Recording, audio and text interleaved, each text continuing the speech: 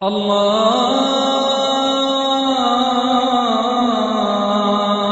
আকবার, আল্লাহু আকবার, আল্লাহু আকবার, আল্লাহু আকবার। আমাদের ডান হাতকে বেশি গুরুত্ব দেওয়া হয়েছে ইসলাম ধর্মে। যে জিনিসগুলো সম্মানজনক, যে কাজ করা মুস্তাহাব, যেসব কাজে আশীর্বাদ পাবো, যে কাজগুলো ভালো, সেগুলো ডান হাতে করা উচিত। আর অন্যান্য কাজ যেমন পরিষ্কার করা ইত্যাদি, এগুলো বাম হাত দিয়ে করতে হবে। আর নবী মুহাম্মদ সাল্লাল্লাহু আলাইহি ওয়াসাল্লামের সুন্নাহ অনুযায়ী খাওয়া দাওয়া করবো ডান হাতে, পান করবো ডান হাতে, হ্যান্ডশেকও করবো ডান হাত দিয়ে। আর যখন কোনো পোশাক পরবো তখন আমরা ডান দিক থেকে আগে ঢোকাবো। শার্ট পরলে প্রথমে ডান হাত ঢোকাবো, যদি প্যান্ট পরি তাহলে আমরা ডান পা আগে ঢোকাবো। জুতা পরার সময় ডান পায়ে আগে পরবো। আর একইভাবে আমরা যখন অজু করব ডান দিক থেকে আগে আসবে, প্রথমে ডান হাত তারপর বাম হাত, প্রথমে ডান পা তারপর বাম পা। যখন মসজিদে প্রবেশ করব তখন ডান পা আগে।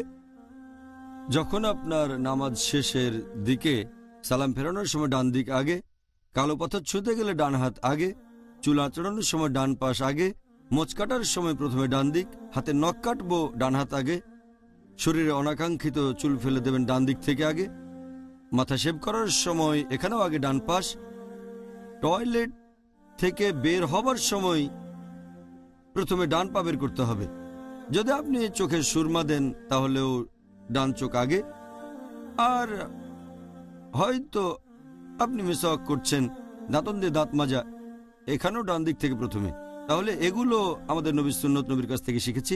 আর আগেও বলেছে যদি কিছু পরিষ্কার করেন অথবা যেটা সম্মানজনক না, সেগুলো করবেন বাম হাত দিয়ে। যেমন ধরেন যখন পোশাক খুলছেন তখন বাম দিক আগে, শার্ট খোলার সময় বাম হাত আগে, প্যান্ট খোলার সময় বাম পা আগে। আবার যখন জুতা খুলবেন এখানেও বাম পা প্রথমে, মসজিদ থেকে বের হওয়ার সময় প্রথমে বাম পা, তারপর টয়লেটে ঢোকার সময় প্রথমে বাম পা। যদি নিজেকে পরিষ্কার করেন, হয়তো টয়লেটে গিয়ে নিজের শরীর পরিষ্কার করছেন, এখানেও বাম হাত আগে। যদি নাক ঝাড়েন তা বাম হাত। তাহলে এই হচ্ছে পার্থক্য। আর অনেক সহিহ হাদিসে এই ব্যাপারটা বলা হয়েছে। এই হাদিসটার উল্লেখ আছে সহিহ বুখারীতে, খণ্ড নম্বর 7, বুক অব ফুডস, হাদিস নাম্বার 5376। প্রিয় নবী মুহাম্মদ সাল্লাল্লাহু আলাইহি সাল্লাম বলেছেন, একটা ছোট ছেলেকে বলছেন যে খাওয়ার আগে বিসমিল্লাহ বলো, খাওয়া দাওয়া করার আগে আল্লাহর নাম নাও, ডান হাত দিয়ে খাও, সামনে যা আছে সেগুলো খাও। আরেকটা হাদিস সহিহ মুসলিমে, খণ্ড নম্বর 3, বুক অব ড্রিঙ্কস, হাদিস নাম্বার 5010, নবী বলেছেন, লা তাকুলু বিশমালি ফাইন্না শাইতানা ইয়াকুলু বিশমালি। যার মানে তোমরা বাম হাত দিয়ে খেও না, পান করো না, কারণ শয়তান বাম হাত দিয়ে খায় আর পান করে। আর এই কারণে আপনারা দেখবেন যে বেশিরভাগ মুসলিম যারা ধার্মিক সুন্নাহ মেনে চলে তারা কখনোই বাম হাত দিয়ে খায় না বা পান করে না। তবে সাধারণত আমরা যখন খাওয়া দাওয়া করি, হয়তো লাঞ্চ বা ডিনার আমরা খাই ডান হাত দিয়ে, তখন পানি খেতে চাইলে বেশিরভাগ লোক, কারণ তখন ডান হাতটা এটো থাকে আর গ্লাস ধরে বাম হাত দিয়ে। কিন্তু নবীর হাদিসটা মানতে হবে, এই কারণে ডান হাত নিচে রাখে। আপনিও হয়তো দেখবেন যে সরাসরি বাম হাতে না খেয়ে গ্লাসটা ধরে বাম হাতে আর নিচে ডান হাত রাখে, যাতে বোঝায় ডান হাত দিয়ে পানি খাচ্ছে আর গ্লাস নোংরা হচ্ছে না। তবে শেখ নাসিরুদ্দিন আলবানী এটাতে আপত্তি জানিয়েছেন। তিনি বলেছেন, যদি কোনো হাদিসে বলা থাকতো যে ডান হাতে পান করো বা ডান হাতে খাও, তাহলে এই কাজটা সঠিক হতো। মুহাম্মদ সাল্লাল্লাহু আলাইহি ওয়াসাল্লামের হাদিস যেটা বলছে বাম হাতে খেও না বা পান করো না, কারণ শয়তান বাম হাতে খায় আর পান করে, তাই এখানে আপত্তি জানিয়েছেন। তিনি বলেছেন যদিও ডান হাতে তখন এটো, তারপরও আপনি সেই গ্লাসটা ধরবেন ডান হাত দিয়ে, কারণ আপনার আত্মা নোংরা হওয়ার চেয়ে গ্লাস নোংরা হওয়াটা অনেক বেশি ভালো। তিনি এটাতে একমত না, বাম হাতে ধরে নিচে ডান হাতটা দেবেন। বলছেন সরাসরি ডান হাতে ধরবেন, গ্লাস নোংরা হয়ে গেলে সমস্যা নেই, নিজের আত্মাকে নোংরা করার চেয়ে গ্লাস নোংরা হওয়া ভালো। তাহলে এখানে শেখ নাসিরুদ্দিন আলবানী একমত হতে পারেননি, আল্লাহ তার উপর দয়া করুন।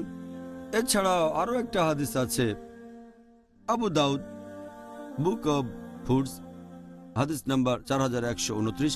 প্রিয় নবী মুহাম্মদ সাল্লাল্লাহু আলাইহি সাল্লাম বলেছেন যে ডান দিক আগে ব্যবহার করবে যখন তোমরা ওযু করবে আর যখন তোমরা জামা কাপড় পরবে। নবী বলেছেন ডান দিক আগে ব্যবহার করবে যখন জামা কাপড় পরবে আর যখন তোমরা ওযু করবে, তারপর তোমরা বাম দিক ব্যবহার করতে পারবে। তারপর আরো হাদিস আছে আবু দাউদে, খণ্ড নম্বর 1, হাদিস নাম্বার 33, বলা হয়েছে যে মুহাম্মদ সাল্লাল্লাহু আলাইহি সাল্লাম বলেছেন তোমরা ডান দিক ব্যবহার করবে যখন খাবার খাবে, আর ডান দিক আগে ধুতে হবে যখন অজু করবে। ডান দিক প্রথমে, এরপরে বাম পাশটা ধোবে, আর পরিষ্কার করার সময় বাম হাত আগে।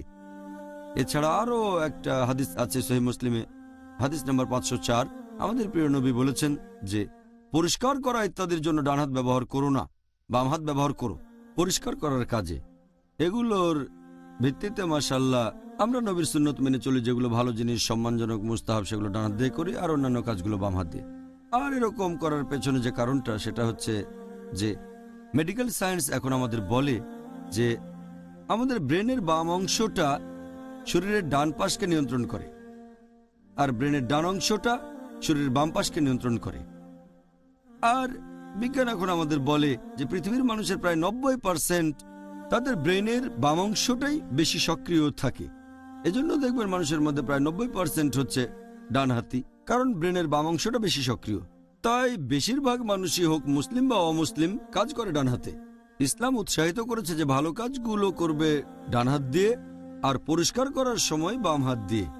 এর কারণ হলো সাধারণত বেশিরভাগ লোকের শুধু ব্রেনের বাম অংশটাই সক্রিয় থাকে, যেহেতু আমরা ডানহাতি। তবে ইসলাম আমাদের ডান হাত ব্যবহার করতে উৎসাহিত করেছে, শরীরের ডান অংশটা ভালো কাজের জন্য, পাশাপাশি বাম হাতও ব্যবহার করতে বলেছে সেই কাজের জন্য যেগুলো সম্মানজনক না, যেটা পুরোপুরি উল্টো। তাহলে এখানে একজন মানুষ ভালো কাজগুলো তার ডান হাত দিয়ে করছে, তবে বাম পাশটাও ব্যবহার করতে বাধ্য হচ্ছে। যেমন ধরেন, মসজিদ থেকে বের হওয়ার সময় আগে বাম পা রাখতে হবে, টয়লেটে ঢোকার সময় আগে বাম পা দিয়ে ঢুকতে হবে। এখানে আমরা সচেতনভাবে চেষ্টা করছি। যেমন ধরেন, যখন পোশাক খুলব, সাধারণত মানুষ আগে ডান হাত খোলে, পরেও ডান দিক থেকে, আবার খোলার সময় ডান দিক থেকে। এটা একটা কমন অভ্যাস। আর এখানে আমরা ইচ্ছে করে সচেতনভাবে বাম দিক ব্যবহার করছি পোশাক খোলার সময়, বাম পা আগে আমাদের জুতা খোলার সময়। এভাবে আমরা ব্রেনের অন্য অংশটাকেও ব্যবহার করছি, যদিও ডান দিকে চেয়ে কম। এতে করে আমাদের ব্রেনের এক্সারসাইজ হয়, আর এটা ব্রেনের জন্য ভালো। বৈজ্ঞানিক দিক থেকে এটা উপকারী, নবী নির্দেশ দিয়েছেন। তাই বেশিরভাগ কাজ ডান হাতে করি, তবে সচেতনভাবে বিশেষ কিছু কাজ বাম হাতে করে থাকি। এটা আমাদের ব্রেনের জন্য খুব ভালো এক্সারসাইজ। আরো একবার দেখলাম ইসলাম ধর্ম ভারসাম্য বজায় রাখে, আলহামদুলিল্লাহ। পরের প্রশ্ন, এই ব্যাপারে নিয়মটা কি? যদি কোনো লোক দাঁড়িয়ে কোনো কিছু পান করে, ইসলাম এ ব্যাপারে কি বলে? আপনি সব মিলিয়ে এরকম 6টা হাদিস পাবেন শুধুমাত্র সহিহ মুসলিমে, যে মুসলিমদের দাঁড়িয়ে কোনো কিছু পান করা নিষেধ। আমাদের নবী মুহাম্মদ সাল্লাল্লাহু আলাইহি ওয়াসাল্লাম বলেছেন, এটা উল্লেখ আছে সহিহ মুসলিমে, খণ্ড নাম্বার 3, বুক অব ড্রিঙ্কস, হাদিস নাম্বার 5017। আমাদের নবী নিষেধ করেছেন দাঁড়িয়ে কিছু পান করো না। সহিহ মুসলিম, খণ্ড নাম্বার 3, বুক অব ড্রিঙ্কস, হাদিস নাম্বার 5018। নবী এক লোকে নিষেধ করলেন যে তুমি দাঁড়িয়ে কিছু পান করো না। এরপর আরেকটা হাদিস আছে সহিহ মুসলিমে, খণ্ড নম্বর 3, বুক অব ড্রিঙ্কস, হাদিস নম্বর 5020। নবী সতর্ক করেছেন দাঁড়িয়ে কিছু পান করো না। এরপর আরেকটা হাদিস সহিহ মুসলিমে, খণ্ড নম্বর 3, বুক অব ড্রিঙ্কস, হাদিস নাম্বার 5022। প্রিয় নবী বলেছেন তোমরা দাঁড়িয়ে কিছু পান করবে না। এই সবগুলো হাদিস আমাদের নিষেধ করছে যে তোমরা দাঁড়িয়ে কিছু পান করো না। সহিহ মুসলিমের পরে হাদিস 5টা, সহিহ মুসলিম, খণ্ড নম্বর 3, বুক অব ড্রিঙ্কস, হাদিস নাম্বার 5023 থেকে 5027। এই 5টা হাদিস বলছে যে নবী জমজমের পানি পান করেছেন দাঁড়িয়ে। এছাড়াও একটা আছে সহিহ বুখারীতে, খণ্ড নম্বর 2, বুক অব হাজ, হাদিস নাম্বার 1637। প্রিয় নবী মুহাম্মদ সাল্লাল্লাহু আলাইহি ওয়াসাল্লাম বলা হয়েছে যে তিনি জমজমের পানি দাঁড়িয়ে পান করলেন। এই হাদিসগুলোর ভিত্তিতে বিশেষজ্ঞগণ সবাই একমত যে বসে কিছু পান করাটা মুস্তাহাব, আর দাঁড়িয়ে আমরা পান করতে পারবো শুধুমাত্র জমজমের পানি। কিছু কিছু বিশেষজ্ঞ এই ব্যাপারে একমত হয়েছেন, তবে এগুলোর পাশাপাশি আরও কিছু সহিহ হাদিস বলছে যে নবী জমজমের পানি ছাড়া সাধারণ পানিও দাঁড়িয়ে পান করেছেন। এটা আছে সহিহ বুখারীতে, খণ্ড নম্বর 7, বুক অব ড্রিঙ্কস, হাদিস নাম্বার 5615। বলা হয়েছে হযরত আলী রাদিয়াল্লাহু আনহু তিনি একটা মসজিদের সামনে দিয়ে হাঁটছিলেন, তখন দাঁড়িয়ে পানি পান করলেন। আর তিনি বললেন, আমি জানি অনেকে ভাবে এটাকে উৎসাহ দেওয়া হয়নি, এটা মাকরু যখন কেউ দাঁড়িয়ে কোনো কিছু পান করে। তবে আমি দেখেছি আমাদের নবী দাঁড়িয়ে পান করেছেন, এখন আমি যেভাবে পান করছি। এছাড়াও আরও একটা হাদিস, এটা আছে মুসনাদ আহমেদে, খণ্ড নম্বর 1, হাদিস নম্বর 797। বলা হয়েছে যে হযরত আলী রাদিয়াল্লাহু আনহু একবার তিনি দাঁড়িয়ে পানি পান করছিলেন, তার দিকে সবাই তাকিয়েছিল, অনেকে ঘুরে তাকালো। তখন তিনি বললেন যে, তোমরা আমার দিকে তাকাচ্ছ কেন? আমি সেটা করছি যেটা নবী করেছেন। আমি দাঁড়িয়ে পান করছি কারণ নবীকে দাঁড়িয়ে পান করতে দেখেছি। আমি বসেও পান করি কারণ আমি নবীকে বসে পান করতে দেখেছি। আর একটা হাদিস আছে তিরমিজিতে, হাদিস নাম্বার 1881, ইবনে ওমর রাদিয়াল্লাহু আনহু তিনি বলেছেন যে যখন তিনি আমাদের নবীর সঙ্গে থাকতেন তখন অনেক সময় হাঁটতে হাঁটতে খেতেন আর দাঁড়িয়ে পান করতেন। এই হাদিসগুলোর ভিত্তিতে আমরা জানতে পারি, আর বেশিরভাগ বিশেষজ্ঞ মানেন যে বসে কিছু পান করাটা হচ্ছে মুস্তাহাব। এই কাজটাকে সুপারিশ করা হয়েছে কারণ এটা আমাদের নবীর নির্দেশ। একথা আগেও বলেছি, যখন আমাদের নবীর নির্দেশ আর কাজ বিপরীত হবে তখন নির্দেশের গুরুত্বই বেশি। নির্দেশ হচ্ছে আসল রুলিং, কাজ হতে পারে পরিস্থিতির কারণে হয়তো তিনি করেছিলেন, তবে মুস্তাহাব হচ্ছে বসে কিছু পান করা। তবে যেহেতু নবী মাঝে মধ্যে দাঁড়িয়ে কিছু পান করেছেন, তাই দাঁড়িয়ে পান করার অনুমতি আছে, তবে সেটা হবে মাকরু। তার মানে এটা না করলে ভালো, তবে করলে কোনো শাস্তি নেই। দাঁড়িয়ে পান করতে পারবেন কারণ নবীও দাঁড়িয়ে পান করেছেন। হয়তো পরিস্থিতির কারণে নবী দাঁড়িয়ে পান করেছেন, সেজন্য দাঁড়িয়ে কিছু পান করাটা হারাম না। কিছু মানুষের ভুল ধারণা আছে যে দাঁড়িয়ে কিছু পান করা হারাম, আসলে হারাম না, এটা মাকরু, তবে বসে পান করাটাই ভালো।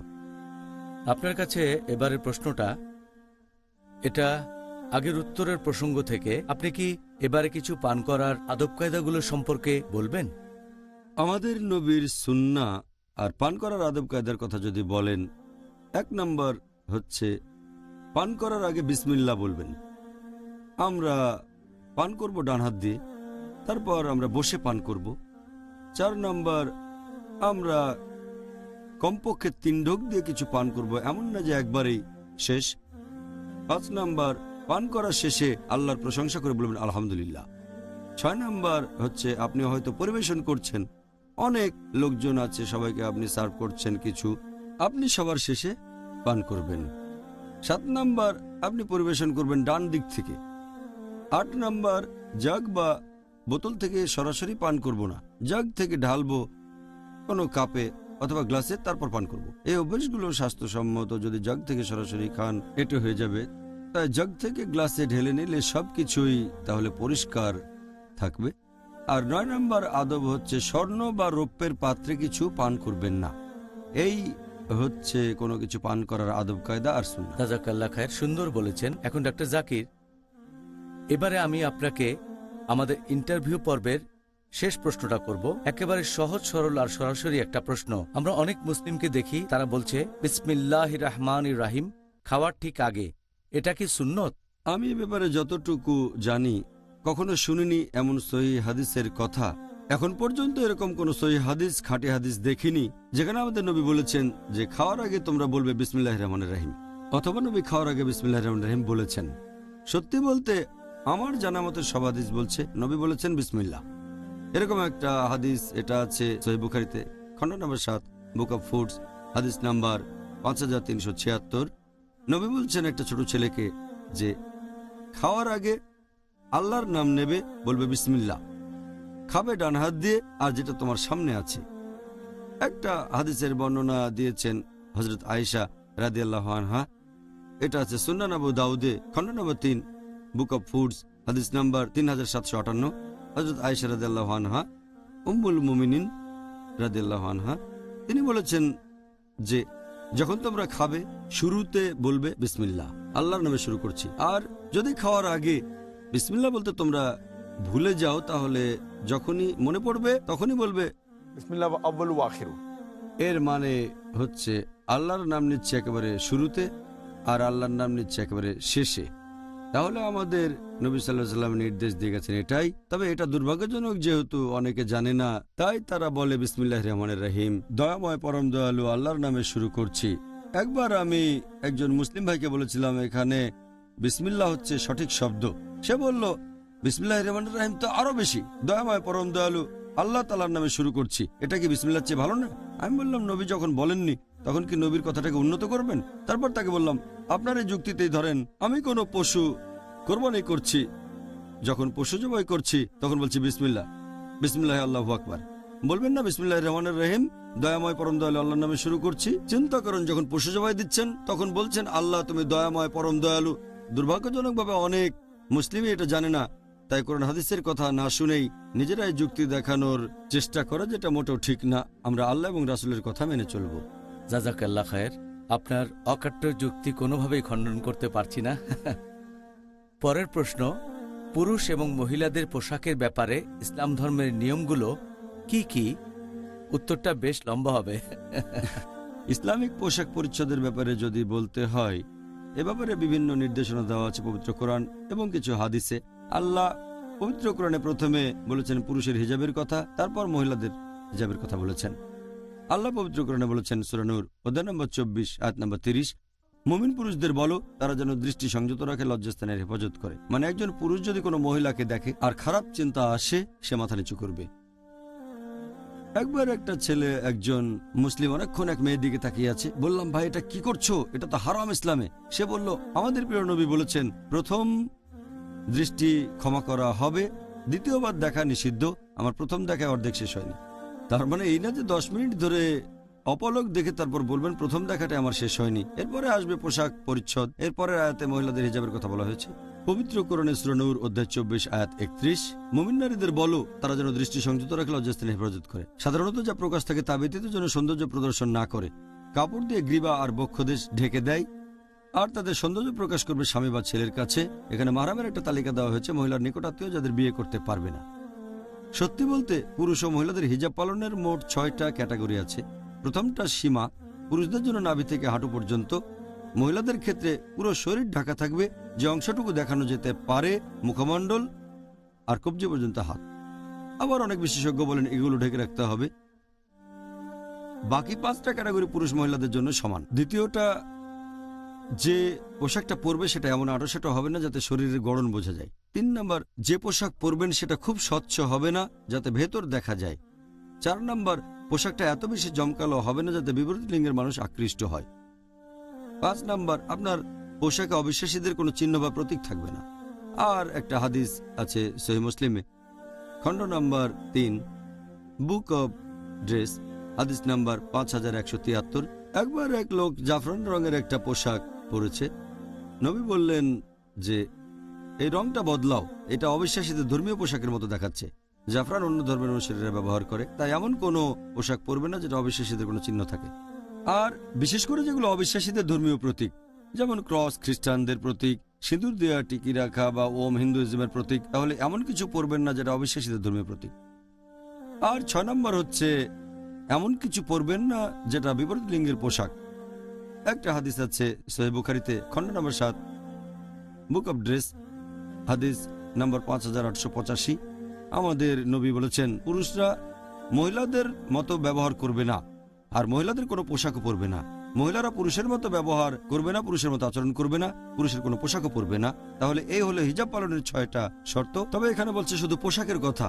এর পাশাপাশি পরিপূর্ণ হিজাবের জন্য এখানে আরো আছে কিভাবে কথা বলবেন, কিভাবে হাঁটাচলা করবেন, কিভাবে চিন্তা ভাবনা করবেন, কিভাবে নিজেকে উপস্থাপন করবেন, এসব কিছু মিলে পূর্ণ হিজাব। আর আল্লাহ পবিত্র কোরআনে বলেছেন সূরা আহজাব অধ্যায় নম্বর 33 আয়াত নম্বর 59, হে নবী, মুমিন নারীদের বলো বাইরে যাওয়ার সময় তারা যেন নিজেদের চাদর দিয়ে ঢাকে, এতে করে তাদের সহজে চেনা যাবে এবং তাদেরকে উত্ত্যক্ত করা হবে না। এখানেও উদাহরণ দেই, ধরেন 2 যমজ বোন, দুজনে খুবই সুন্দরী, সমান সুন্দরী, তারা দুজনেই লন্ডনের রাস্তায় হেঁটে বেড়াচ্ছে। আপনি যে শহরে থাকেন, ধরেন সেখানে এক বোন, সে পরে আছে ইসলামিক হিজাব, পুরো শরীর ঢাকা, মুখমণ্ডল আর কবজি পর্যন্ত হাত বাঁধে।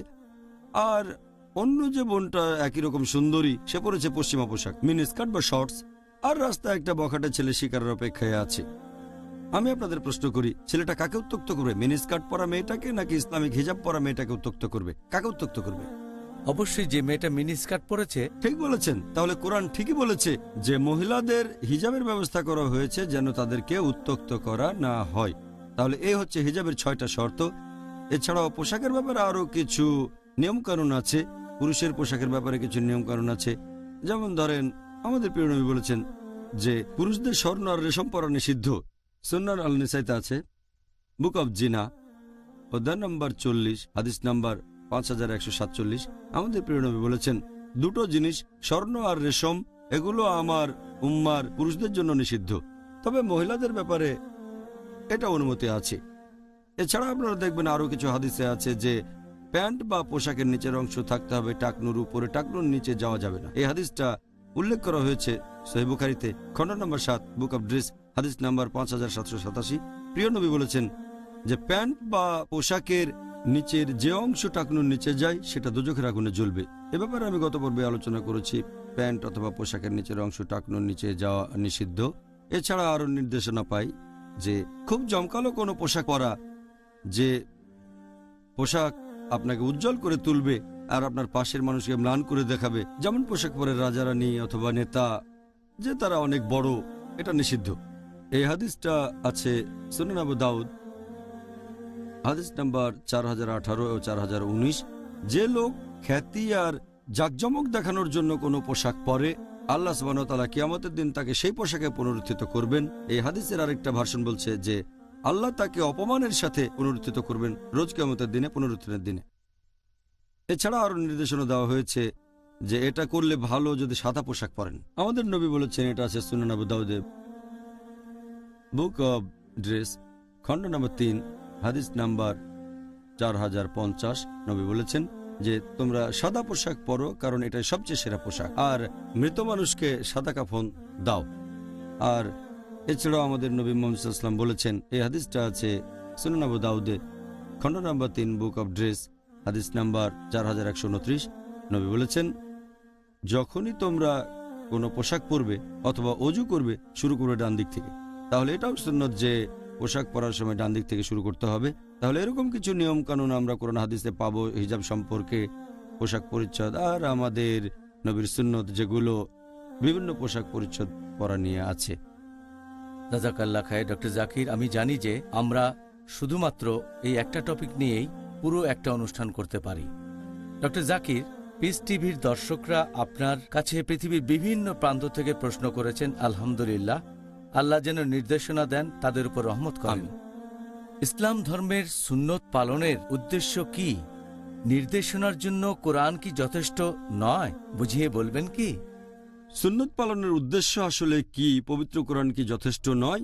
এমন কিছু লোক আছে তথাকথিত আধুনিক, ইনভার্টেড কমা, তারা নিজেদের আধুনিক বলে পরিচয় দেয় আর বলে কোরআন কি যথেষ্ট না, সুন্নত মানতে হবে কেন? তারা এটা বুঝতে পারে না যে সুন্নাহ হলো ইসলাম ধর্মের দ্বিতীয় অপরিহার্য উৎস। মুহাম্মদ সাল্লাল্লাহু আলাইহি ওয়াসাল্লামের সহিহ হাদিস, তার কথা, তার কাজ, তার সম্মতি, এগুলো খুবই গুরুত্বপূর্ণ পবিত্র কোরআন সঠিকভাবে বোঝার জন্য। আর সত্যি বলতে সহিহ হাদিস, খাঁটি হাদিস, আমাদের নবীর সুন্নাহ, এগুলো হচ্ছে কোরআনের কমেন্ট্রি। পবিত্র কোরআনে অবশ্যই এরকম কিছু আয়াত আছে যেগুলোর ব্যাখ্যার প্রয়োজন নেই, একেবারে পরিষ্কার। যেমন ধরেন, কুল হুয়াল্লাহু আহাদ, বলো তিনি আল্লাহ এক, অদ্বিতীয়। আমরাও বুঝতে পারছি আল্লাহ কেবলমাত্র একজন, কমেন্ট্রির প্রয়োজন নেই। তবে আরো কিছু আয়াত আছে যেগুলোর কোনো হাদিস ছাড়া, সুন্নাহ ছাড়া অর্থ বুঝতে পারবেন না। যেমন ধরেন, কোরআন বলছে যে একজন মুসলিম ধনী হলে সে জাকাত দেবে। কোরআন নির্দিষ্ট করে বলছে না যে কি পরিমাণ জাকাত তাকে দিতে হবে। যখন আপনি আমাদের নবীর হাদিস পড়বেন, নবীর সুন্নাহ পড়বেন, তখন জানতে পারবেন আপনার যদি স্বর্ণরৌপ্য, ধন দৌলত ইত্যাদি থাকে, তাহলে সেই সম্পদের 2.5% দান করতে হবে। এ ব্যাপারে আগেও বলেছি, যদি হয় কৃষিজাত পণ্য তাহলে সেচ ছাড়া 10%, সেচ দিলে 5%, এরকম বিভিন্ন নিয়ম। হাদিস না থাকলে কিভাবে জানতে পারবেন? পবিত্র কোরআন এ ব্যাপারে বলছে যে কাদের জাকাত দেবেন, কিন্তু কতখানি দিতে হবে সেটা বলেনি। এছাড়াও কোরআন বলছে তোমরা নামাজ পড়ো। কোরআনে কিছু কিছু বিষয়ের উল্লেখ আছে, যেমন সিজদা, তারপর রুকু। বিস্তারিত বলা হয়নি যে কত রাকাত নামাজ পড়তে হবে।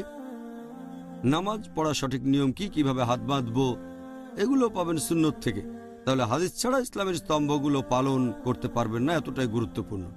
আল্লাহ পবিত্র কোরআনে বলেছেন, সূরা আহজাব অধ্যায় নম্বর 33, আয়াত নম্বর 21, নিশ্চয়ই রাসূলের চরিত্রের মধ্যে রয়েছে সবচেয়ে উত্তম আদর্শ। আর এজন্য আল্লাহ পবিত্র কোরআনে অনেক জায়গায় এই কথা বলেছেন যেমন সূরা নিসা অধ্যায় নম্বর 4 আয়াত নম্বর 59 যে আতিউল্লাহ ওয়া আতিউর রাসূল। আল্লাহ এবং তার রাসূলকে মান্য করো। তার মানে যদি আল্লাহকে মেনে চলতে চান তাহলে রাসূলকেও মানতে হবে, আর রাসূলকে মানা মানে আল্লাহ সুবহানাহু ওয়া তাআলাকে মেনে চলা। সেজন্য সুন্নাহ হলো অপরিহার্য। কোরআনের কিছু আয়াত আছে যেগুলোর ব্যাখ্যা আমরা কোরআনের ভেতরেই পাবো, তবে অনেক ক্ষেত্রে কোরআনের আয়াত ব্যাখ্যা করার জন্য হাদিস একেবারে অপরিহার্য। যেমন ধরেন, বোঝার সুবিধার জন্য আমি একটা উদাহরণ দিচ্ছি। আল্লাহ পবিত্র কোরআনে বলেছেন সূরা মাইদা অধ্যায় নম্বর 5 আয়াত নম্বর 38, একজন চোর হোক সে পুরুষ অথবা নারী, তাদের হাত কেটে ফেলো, আল্লাহ তাআলার পক্ষ থেকে এটাই আদর্শ দণ্ড। তার মানে কেউ যদি কোনো কিছু চুরি করে, না বলে কোনো কিছু নিয়ে যায়, পবিত্র কোরআন অনুযায়ী তার হাত কেটে ফেলো। তবে যখন বিস্তারিত জানবেন, যখন হাদিস পড়বেন, আমাদের নবীর সুন্নাহ পড়বেন, জানতে পারবেন। এটা আছে সহিহ বুখারীতে খণ্ড নম্বর 8 বুক অফ হুদুদ হাদিস নম্বর 6789। প্রিয় নবী মুহাম্মদ সাল্লাল্লাহু আলাইহি ওয়াসাল্লাম বলেছেন যে কেউ যদি চুরি করে দিনারের সিকি ভাগ বা একটু বেশি, তার হাত কেটে ফেলতে হবে। মানে যদি এর কম চুরি করে তার হাত কাটা হবে না। ধরেন কেউ খেতে না পাওয়ার কারণে একটা রুটি চুরি করলো, তার হাত কেটে ফেলতে হবে না। আর সেই এলাকার শাসকের অথবা সেখানকার খলিফার দায়িত্ব সেই লোকের চাহিদা পূরণ করা। তবে কেউ আনন্দ করার জন্য চুরি করলে সেটা হারাম, হাত কেটে ফেলতে হবে। দ্বিতীয়, হাত কাটবেন কোত্থেকে সেটা পাবেন হাদিসে। নবী বলেছেন, হাদিস থেকে জেনেছি কাটবেন কবজি থেকে। অনেকে ভাবতে পারে কাটা হবে আঙ্গুল থেকে বা কনুই থেকে, অথবা কাটা হবে কাঁধ থেকে। হাত কাটবেন কোত্থেকে? হাদিস থেকে জানতে পারবেন কাটবেন কবজি থেকে। কোরআন থেকে এরকম আরো উদাহরণ দেয়া যায় যেখানে সুন্নাহ জানতেই হবে। যেমন ধরেন, আল্লাহ পবিত্র কোরআনে বলেছেন সূরা নিসা অধ্যায় নম্বর 4 আয়াত নম্বর 101, যখন দেশ বিদেশে ভ্রমণ করবে তখন দোষ দেওয়া হবে না যদি সালাত সংক্ষিপ্ত করো। হতে পারে মুশরিকের ভয়ে তারা আক্রমণ করতে পারে, নিশ্চয়ই অবিশ্বাসীগণ তোমাদের প্রকাশ্য শত্রু। এখানে কোরআন পরিষ্কার বলছে ভ্রমণের সময় নামাজ সংক্ষিপ্ত করতে পারেন। হতে পারে অবিশ্বাসীদের ভয়ে যে তারা আক্রমণ করতে পারে। আরো একটা হাদিস, এটা আছে সহিহ মুসলিমে খণ্ড নাম্বার 1 হাদিস নাম্বার 1461। সেখানে একজন সাহাবী হযরত ওমর রাদিয়াল্লাহু আনহুকে জিজ্ঞেস করলেন, পবিত্র কোরআনের আয়াত বলছে যে ভ্রমণের সময় তোমরা নামাজ সংক্ষিপ্ত করতে পারো যদি শত্রুকে ভয় পাও, কিন্তু এখন তো কোনো শত্রু নেই, এখনো কেন সংক্ষেপ করব? হযরত ওমর রাদিয়াল্লাহু আনহু উত্তরে বললেন, আমি আল্লাহর রাসূলকে একই প্রশ্ন করেছিলাম। তিনি বলেছিলেন, এটা তোমাদের প্রতি বদান্যতা, তাই আল্লাহর বদান্যতা গ্রহণ করো। তার মানে যখনই ভ্রমণ করবেন সেখানে শত্রুর ভয় থাকুক বা না থাকুক, অবিশ্বাসীর ভয় থাকুক বা না থাকুক, সংক্ষিপ্ত করতে পারেন। যদি হাদিস না থাকতো, কোরআনের আয়াত শুধু একটা কারণ বলছে, তবে পুরো ব্যাখ্যাটা পাবেন সহিহ হাদিসে। হাদিস থেকে জানবেন যখনই ভ্রমণ করবেন। তারপর দূরত্ব কত সেটাও হাদিস থেকে জানবেন। দূরত্ব আনুমানিক 80 কিলোমিটারের বেশি, যে কতখানি দূরে গেলে একজন লোককে ভ্রমণকারী ধরা হতে পারে, এখানেও আপনি বিস্তারিত পাবেন হাদিসে। তাহলে হাদিস থেকে জানবেন যে যখনই ভ্রমণ করবেন 80 কিলোমিটারের বেশি, তাহলে আপনি ভ্রমণকারী হবেন, নামাজ সংক্ষিপ্ত করতে পারবেন। আর সংক্ষিপ্ত করা উচিত, কারণ এটা আল্লাহর তরফ থেকে একটা উপহার, আল্লাহ সুবহানাহু ওয়া তাআলার বদান্যতা। এভাবে অনেক উদাহরণ দেয়া যায়। আমি আরেকটার কথা বলছি। আল্লাহ পবিত্র কোরআনে বলেছেন সূরা আনাম অধ্যায় 6 আয়াত 145, আমি শুধু সেই সব খাবার নিষেধ করেছি যেগুলোর কথা কোরআনে উল্লেখ আছে। এরপর আয়াতটা বলছে যে হুররিমাত আলাইকুমুল মাইতাতু ওয়াদ-দামু ওয়া লাহমুল খিনজির ওয়া মা উহিল্লা লিগাইরিল্লাহ বিহি, যার মানে তোমাদের জন্য হারাম খাদ্য, মৃত জন্তু, রক্ত, তারপর শূকরের মাংস, আর যে পশু জবাইকালে আল্লাহ ব্যতীত অন্য কারো নাম নেওয়া হয়েছে। কোরআনের এই আয়াত থেকে আমরা জানতে পারছি শুধু এই 4টা খাবার নিষিদ্ধ, অন্য সবগুলো খেতে পারবেন। তবে বিস্তারিত জানতে পারবেন হাদিসে। বেশ কিছু হাদিস আমাদের বলছে যে অন্যান্য কিছু খাবারও নিষিদ্ধ। যেমন ধরেন, এটা আছে সহিহ মুসলিমে খণ্ড নম্বর 3 হাদিস নম্বর 4752। প্রিয় নবী মুহাম্মদ সাল্লাল্লাহু আলাইহি ওয়াসাল্লাম বলেছেন, তোমাদের জন্য নিষিদ্ধ বিভিন্ন শিকারী পাখির মাংস, যেসব পাখির ঠোঁট ধারালো আর নখ ধারালো আছে, এই পাখির মাংস নিষিদ্ধ। এটা কোরআনে বলা নেই, হাদিসে আছে।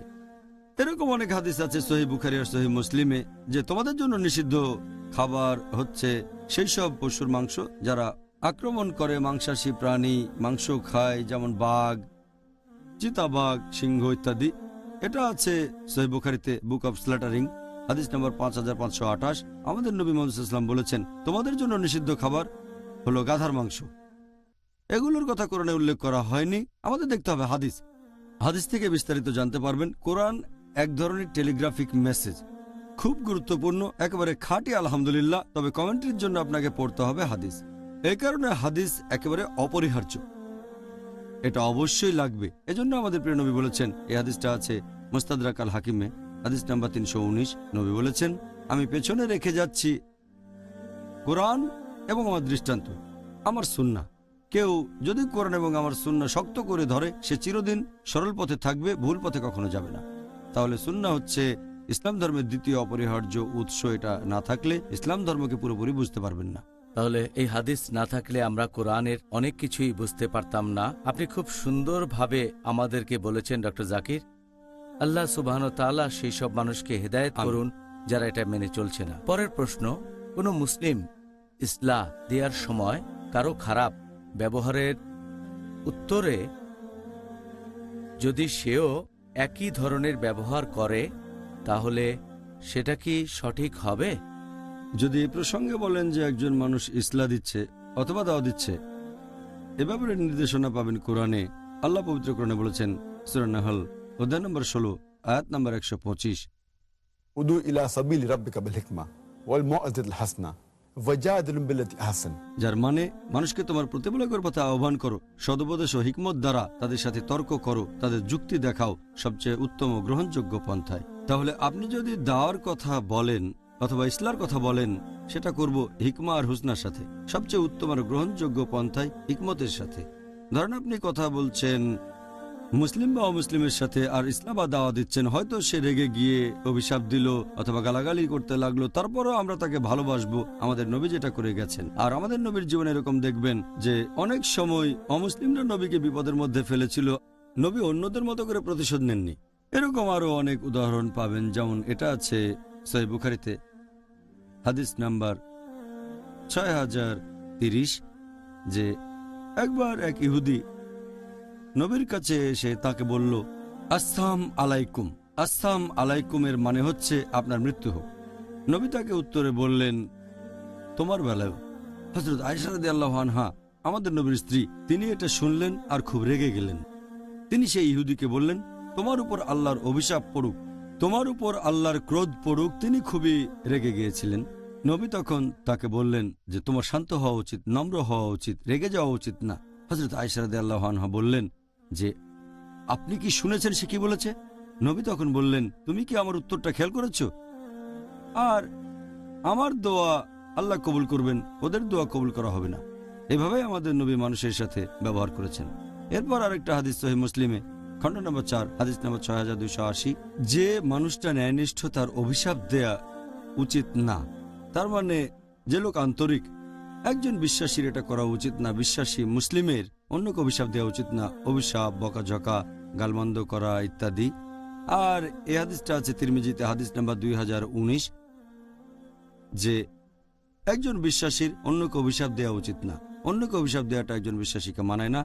আর এজন্য নবী সবসময় বলতেন যে, অনেকবার তিনি কথা বলেছেন যে আমি এসেছি দয়া আর আশীর্বাদ হিসেবে, কাউকে অভিশাপ দিতে আমি আসিনি।